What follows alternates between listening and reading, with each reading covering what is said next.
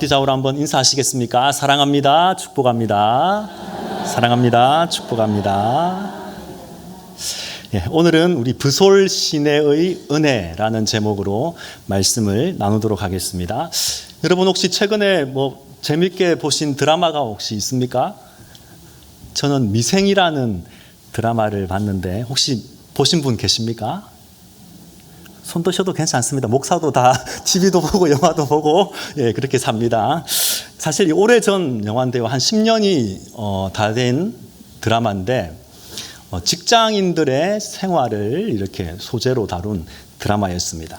긴 시간은 아니지만 그동안 목회자로 교회라는 영역을 벗어나 본 적이 없던 저로서는 이 직장인들이 삶의 현장에서 얼마나 치열하게 이렇게 살아가는지, 그들의 고충이 무엇인지 잘 이해하지 못하였습니다. 근데 드라마를 통해서나마 직장인들의 삶에 대해서 들여다보게 되었습니다. 그 가운데, 이 드라마 가운데 기억나는 대사가 하나 있는데 주인공이 이런 말을 하였습니다. 직장에서 승진과 월급을 빼면 아무것도 없다. 여러분 이 말에 동의가 되십니까? 동의하십니까? 오늘날 직장인들의 최고의 관심사가 무엇입니까? 아마도 대부분은 승진일 것입니다. 그래서 승진을 하기 위해서 얼마나 열심히 사는지, 치열하게 살아가는지 모릅니다. 자, 그런데 승진의 목적은 무엇입니까? 왜 승진을 하려고 하는 것이죠? 더 많은 월급을 받기 위해서, 더 많은 연봉을 받기 위해서죠. 오늘날 그 사람의 가치, 그 사람을 어떻게 판단합니까? 그 사람이 받는 연봉이 얼마냐? 거기에 따라서 저 사람은 이런 사람이다. 그렇게 판단하는 경우가 종종 있습니다. 요즘은 연봉제를 실시하는 기업이 많이 늘어나고 있는데 이 연봉제라 하면 단순히 1년에 주는 급여가 얼마냐? 그것을 넘어서서 그 사람의 업무 능력과 실적에 따라서 급여에 차등을 두겠다라는 그런 의미로 볼 수 있습니다. 여러분 스포츠 선수들을 생각해 보시면 쉽게 알 수 있습니다. 프로야구 선수들 한번 보십시오. 나이가 몇 살이냐? 누가 먼저 팀에 들어왔느냐? 그 사람의 성격이, 인성이 어떻느냐? 그것이 그렇게 중요하지 않습니다. 얼마나 잘하느냐? 실력이 좋느냐? 그렇지 못하느냐에 따라서 연봉 차이가 엄청납니다. 이렇게 연봉제를 실시하게 되면 아주 큰 효과가 있다라고 합니다. 어떻게든 연봉을 많이 받기 위해서 앞다투어 경쟁을 하다 보면 시너지 효과가 일어나게 됩니다. 성과도 크다는 것입니다. 당연히 그럴 것입니다. 일을 열심히 안 해도 월급이 제때제때 통장에 꽂힌다면 아무래도 열심히 일하지 않을 것입니다. 연봉제를 도입해서 서로 경쟁을 하다 보면 죽을 힘을 다해서 일을 하게 될 것입니다. 여러분 그렇다면 만약 이 교회가 연봉제나 성과급제를 도입한다면 어떻게 될 것 같습니까? 물론 성도님들은 교회에서 월급을 받는 것이 아니기 때문에 상관이 없지만 교회에서 사례를 받는 목회자나 직원들을 생각할 때 이들이 능력을 따라서 연봉을 준다라고 생각하면 어떤 현상이 일어날 것 같습니까? 성도의 수가 불어나고 교회의 예산이 늘어나면 사례를 많이 받고 그렇지 못하면 사례를 깎는다면 어떤 일이 일어날 것 같습니까? 실제로 예전에 서울에 있는 일부 대형 교회들이 이 제도를 도입한 적이 있습니다. 똑같은 부목사라고 해도 그 해에 담당하는 교구의 성도의 숫자가 많이 늘어나면 사례를 많이 주고 그렇지 못하면 사례를 깎았습니다. 그런데 과연 이러한 연봉제를 시행함으로 인하여 목회자들이 더욱 일을 열심히 하게 되었겠습니까? 그것이 아닙니다. 오히려 목회자들이 시험에 들고 교회를 떠나고 성도들도 시험에 들고 교회를 떠나는 그런 일들이 있었다라고 합니다. 그래서 이 제도는 얼마 지나지 않아서 사라졌습니다. 여러분 제가 지금 이 말씀을 드리는 것은 교회가 연봉제를 하는 것이 옳냐 그러냐 그것을 말씀드리는 것이 아닙니다. 교회는 세상과 달라야 한다는 것입니다. 교회는 세상과 달라야 합니다. 여러분 이 세상은 효율성의 원리가 지배를 하고 있습니다. 얼마나 적은 것을 투자해서 얼마나 많은 것을 얻느냐 여기에 관건이 달려 있습니다. 그래서 적은 것을 투자해서 많은 이윤을 남기게 되면 성공한 것입니다. 잘한 것입니다. 좋은 결과입니다. 또 세상은 다수결의 원리에 따라서 움직입니다. 어떤 문제를 두고 결정을 할 때 많은 사람들이 선택한 쪽을 결정하게 됩니다. 민주주의는 다수가 찬성하면 소수는 싫다 하더라도 거기에 따라야 합니다. 대통령 선거도 두 사람이 나와서 한 사람이 51%의 표를 얻고 다른 한 사람이 49%의 표를 얻는다면 어떻게 됩니까? 51%를 얻은 사람이 대통령으로 당선이 되고 그를 지지하지 않았던 49%의 사람들이라도 할지라도 대통령으로 인정하고 따라야 합니다. 아니, 단 한 표라도 차이가 나면 많은 쪽을 따라야 합니다. 이러한 민주주의가 얼핏 보면 대단히 합리적인 것처럼 보입니다. 하지만 자칫하면 무슨 수를 써서라도 한 표라도 더 많이 받으면 무슨 일이라도 할 수 있다라는 그런 생각을 가지게 됩니다. 더 나아가서 대를 위해서라면 소는 얼마든지 희생할 수 있다. 이런 생각을 가질 수도 있게 됩니다. 여러분, 이것이 바로 세상의 일반적인 원리입니다. 하지만 교회는 이것이 아니라는 것입니다. 세상의 효율성의 원리가 지배하기 때문에 이 세상은 투자한 것만큼, 아니 그보다 더 많이 뽑아내어야 합니다. 그래서 투자를 많이 했는데 결과가 없다, 열매가 없다, 그것은 실패한 것입니다. 그런데 성경은 그것이 아닙니다. 여러분, 19세기 우리나라에 선교 초기에 많은 외국인 선교사들이 들어왔습니다. 그런데 그 선교사들 가운데는 배를 타고 선교지로 오다가 풍랑을 만나서 땅을 밟아보지도 못한 채 물에 빠져 죽은 선교사들이 있습니다.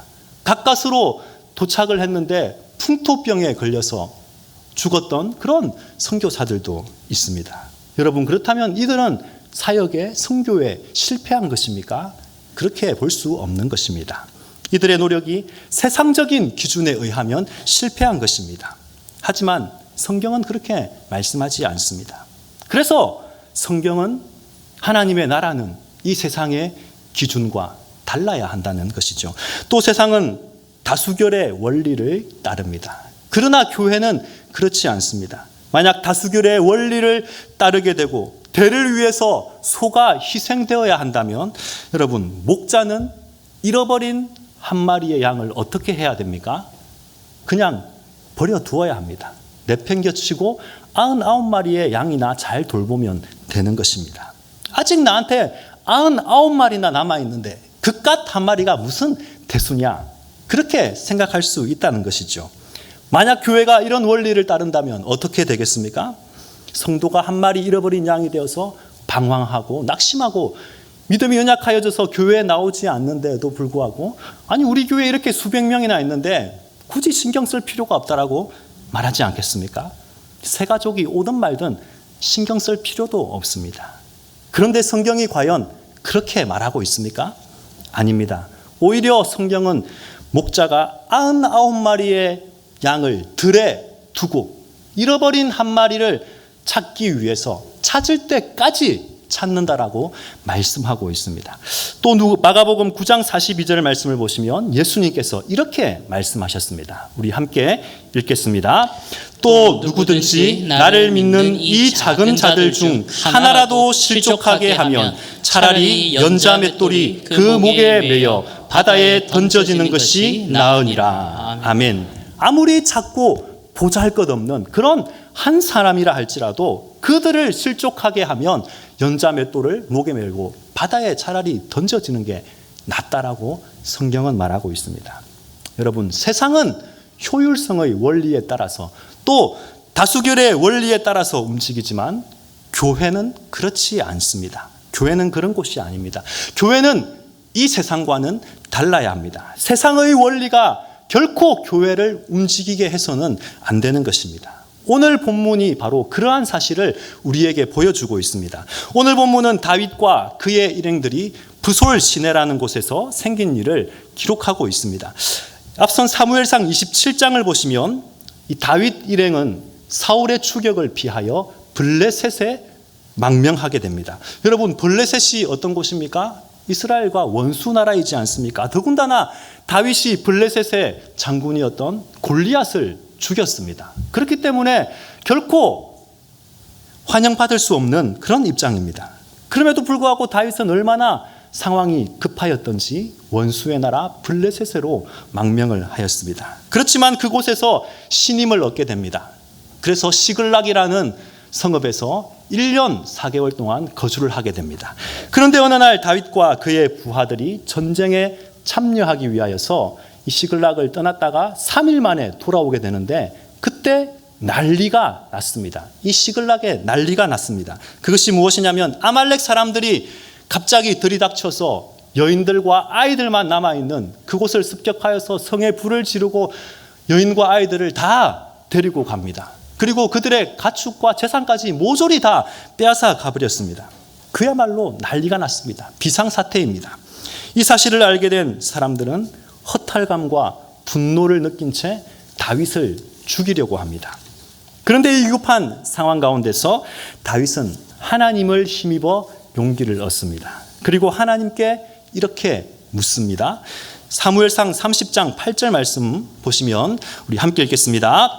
다윗이 여호와께 묻자와 이르되 내가 이 군대를 추격하면 따라잡겠나이까 하니 여호와께서 그에게 대답하시되 그를 쫓아가라. 내가 반드시 따라잡고 도로 찾으리라. 아멘. 자, 이렇게 하나님께 응답을 받은 다윗은 600명의 부하들과 함께 아말렉을 급하게 추격하게 됩니다. 아말렉과 거리가 더 멀어지기 전에 한시라도 빨리 가서 그들을 따라잡아야 합니다. 가족들을 구하고 빼앗겼던 재산과 가축도 도로 찾아와야 합니다. 아주 급박한 상황입니다. 그런데 이때 문제가 생깁니다. 그것이 무엇이냐면 계속된 행군에 지친 병사들이 나오게 된 것입니다. 그 지친 병사들이 200명이나 됩니다. 이들은 너무 지쳐서 도무지 그 행군에 동참할 수가 없는 상황입니다. 아말렉을 추격할 수 없는 상황이 되어버렸습니다. 결국 다윗은 이 200명을 브솔 시내에 남겨두게 됩니다. 그리고 나머지 400명과 함께 아말렉을 추격을 합니다. 그리고 결국에는 그들을 따라잡고 그들을 쳐서 큰 승리를 거두게 되고 빼앗겼던 처자식과 그리고 가축들, 재산들을 다 찾아서 기쁨으로 돌아오게 됩니다. 그런데 그 다음에 문제가 발생합니다. 자, 오늘 21절 말씀을 함께 읽겠습니다. 다윗이 전에 피곤하여 능히 자기를 따르지 못하므로 브솔 시내에 머물게 한 200명에게 오매 그들이 다윗과 그와 함께한 백성을 영접하러 나오는지라. 다윗이 그 백성에게 이르러 문안하매. 아멘. 전쟁에서 승리한 다윗과 400명의 부하들이 브솔 시내로 돌아왔습니다. 거기에는 함께 행군하지 못하고 지쳐서 남아있던 200명의 병사들이 그곳에서 남아 있었습니다. 그리고 그들이 다윗과 400명을 영접하였습니다.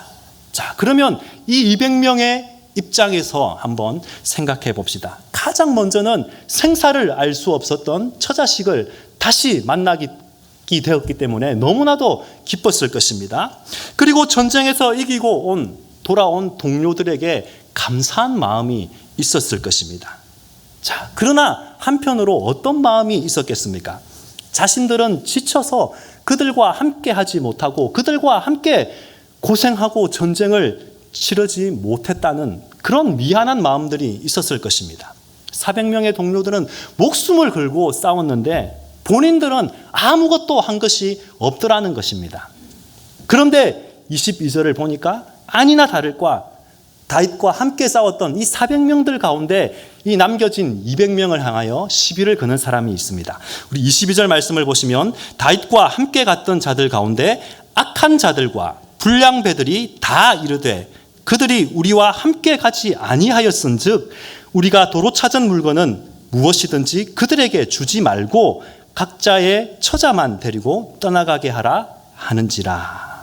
뭐라고 말합니까? 저 200명은 우리와 함께 싸우지 않았으니 우리와 함께 고생하지 않았으니 여기서 남아서 편하게 쉬고 있었으니 가족만 보내줍시다. 그리고 재산은 우리끼리 나눠 가집시다. 이렇게 말하는 것입니다. 여러분, 이렇게 지금 말하는 자들이 누구입니까?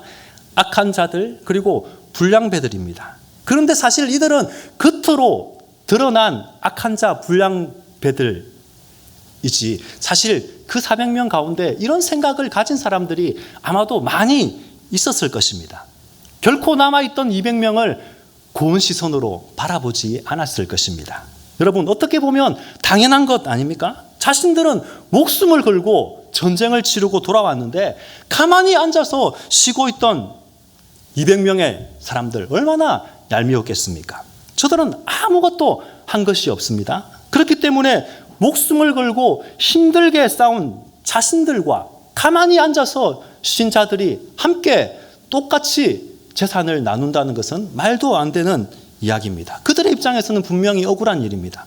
상식적으로도 당연하고 세상적인 원리를 따라서 볼 때도 당연합니다. 많이 일한 사람이, 더 고생한 사람이 더 많은 보상을 받아야 합니다. 적게 일한 사람은 적게 받아야 합니다. 자, 그렇다면 다윗은 과연 이 일에 대하여 어떤 결정을 내리게 됩니까?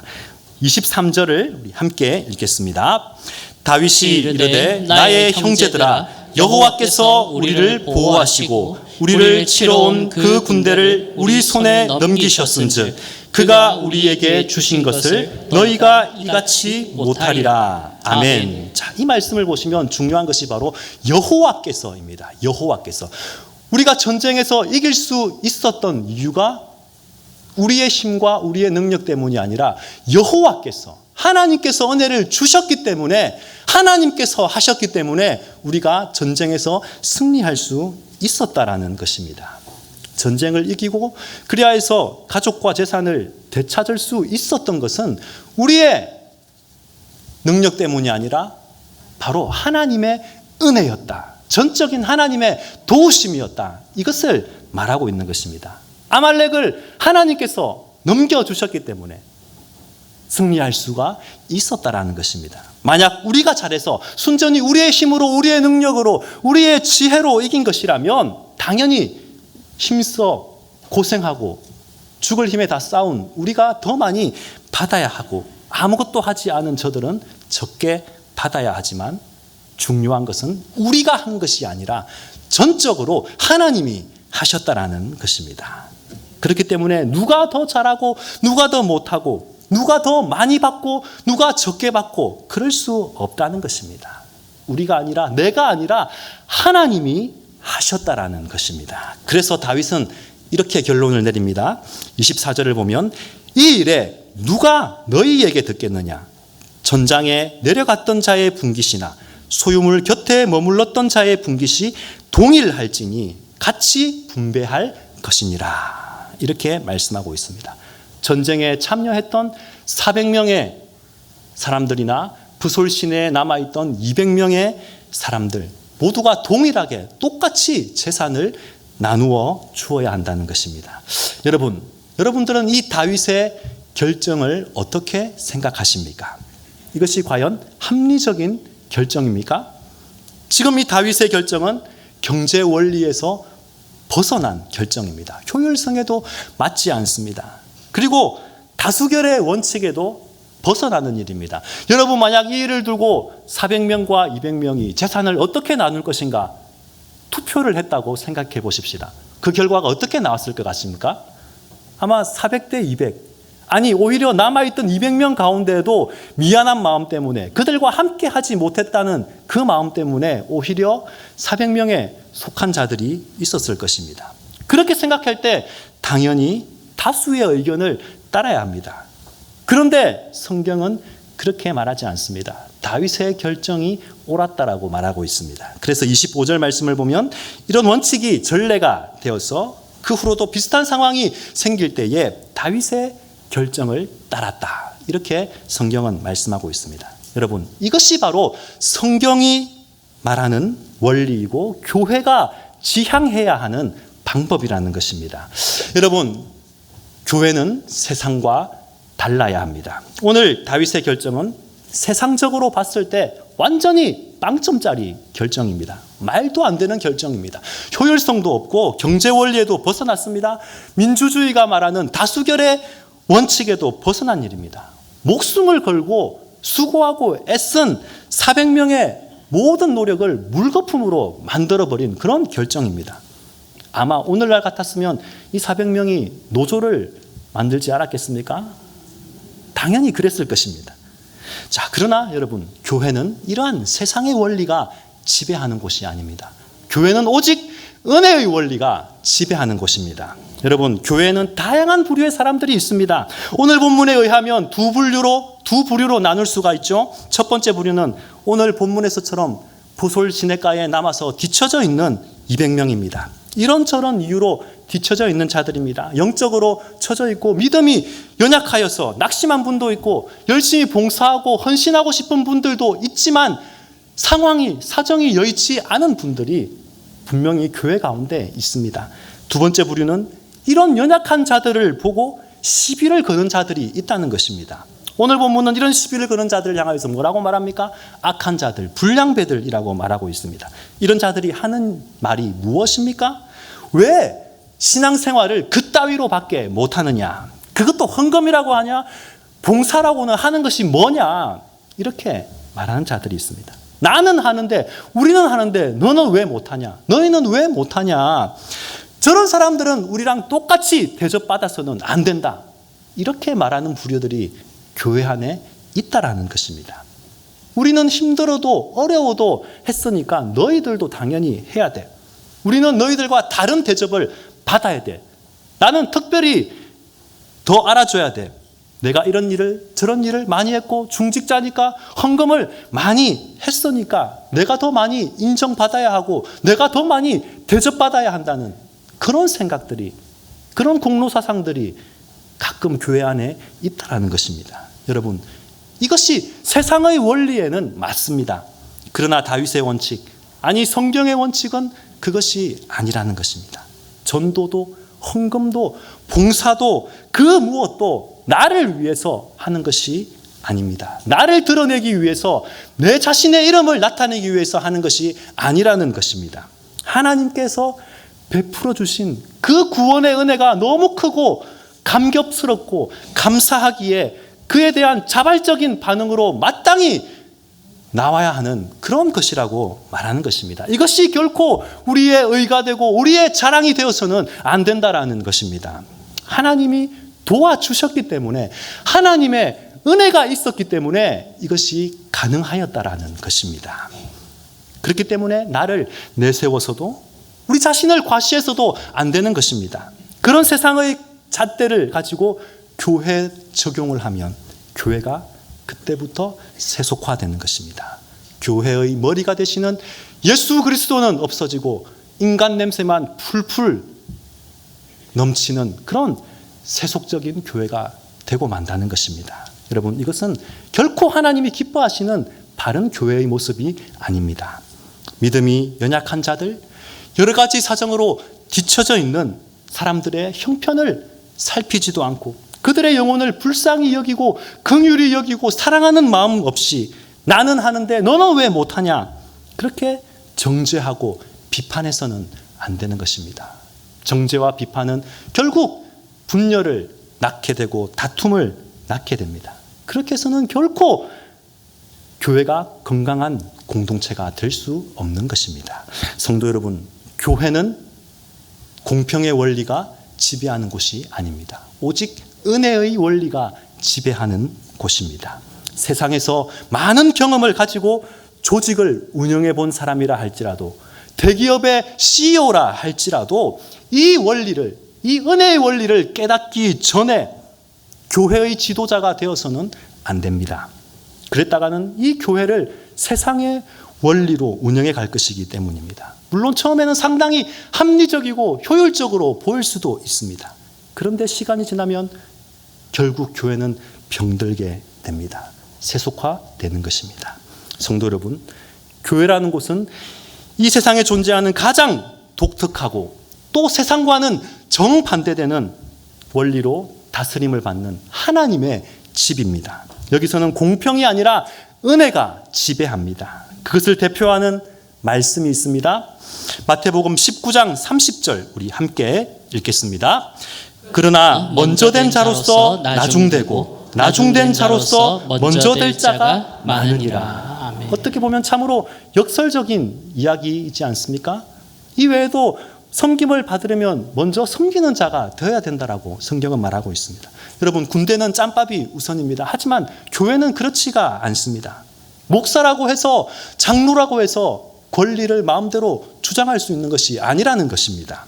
자신이 어떤 대우를 받아야 합당하다고 그렇게 말할 수 있는 것이 아니라는 것입니다. 만일 내가 교회에서 적어도 이만한 대우를 받아야 된다고 생각하면 결국 불평과 원망이 생길 수밖에 없는 것입니다. 반면에 나는 하나님께로부터 받은 은혜로, 그 은혜가 너무 커서 이 영광스러운 하나님의 교회의 일원이 된 것에 대하여서 감사히 여긴다면 우리는 결코 원망에, 불평에, 시험에 빠지지 않을 것입니다. 거기에는 은혜가 지배하고 있기 때문입니다. 이것이 교회의 원리입니다. 교회는 결코 기부금을 내고 가입하는 곳이 아닙니다. 예수 그리스도의 그 값없는 피로써 의롭다함을 받고 오직 하나님의 은혜로 가입되는 공동체이기 때문입니다. 하나님께서 우리 한 사람 한 사람의 자격을 묻고 따지신다면 과연 우리 가운데 누가 이 자리에서 하나님을 예배할 수 있었겠습니까? 누가 능히 하나님 앞에 설 수 있었겠습니까? 우리 가운데 내가 잘났니? 네가 잘났니? 하나님 앞에서 아무 의미가 없습니다. 하나님 앞에서 동일하게 우리 모두가 다 죄인이라는 것입니다. 성도 여러분, 교회는 오직 은혜가 지배하는 곳이어야 합니다. 따지고 분리하고 나를 자랑하고 나를 높이고 내세우는 그런 곳이 아니라 품어주고 이해하고 격려하고 배려하고 나 자신은 감추고 남을 세워주는 교회, 이것이 바로 하나님이 기뻐하시는 교회의 모습이라는 것입니다. 우리 교회가 이런 부솔 시냇가의 그 은혜가 임하는 교회가 될 수 있기를 원합니다. 그리하여서 하나님께서 기뻐하시는 아름답고 건강한 공동체를 세워나가는 저와 여러분이 되시기를 주님의 이름으로 축원합니다.